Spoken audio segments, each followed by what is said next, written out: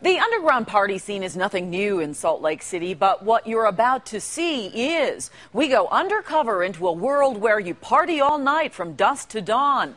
But what we found, while fun for some, was frightening to others. It's just before 1 on a Friday night on Salt Lake's west side. An hour when most bars and clubs are beginning to wind down.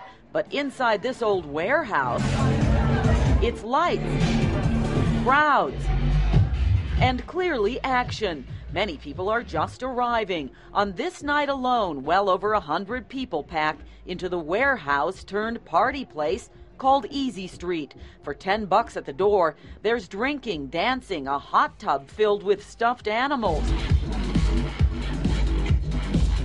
and fire dancers. Meet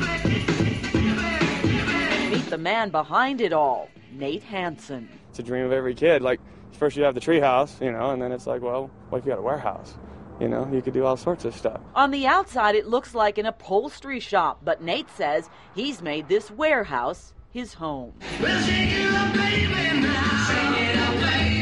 But he's also trying to shake up nightlife in Salt Lake City. I want them to understand that there really is something missing in this town. A good environment where they can express themselves artistically, have a good time. They want somewhere to go. They don't want to have to go home at 1 a.m. And most here don't go home at 1 a.m. This ticket says for $10 you can enjoy the private party from 9:30 till sunrise.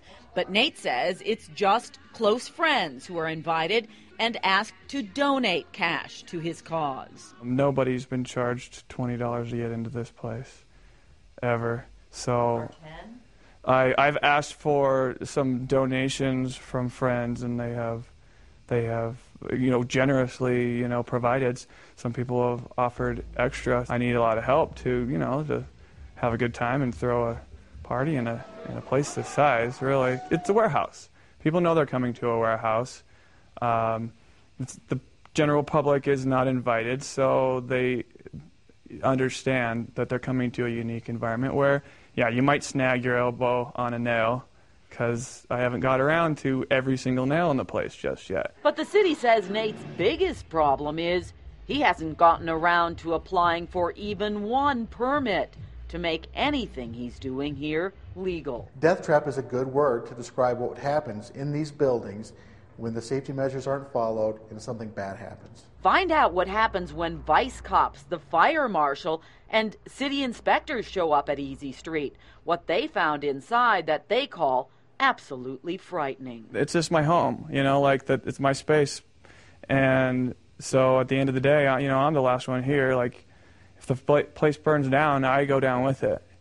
So, yeah, I absolutely am concerned. City officials wasted no time taking action after they went inside Easy Street. Why the party may be over for now, and what the owner of the building, a well-known author, has to say about all of this. Coming up at 9:45.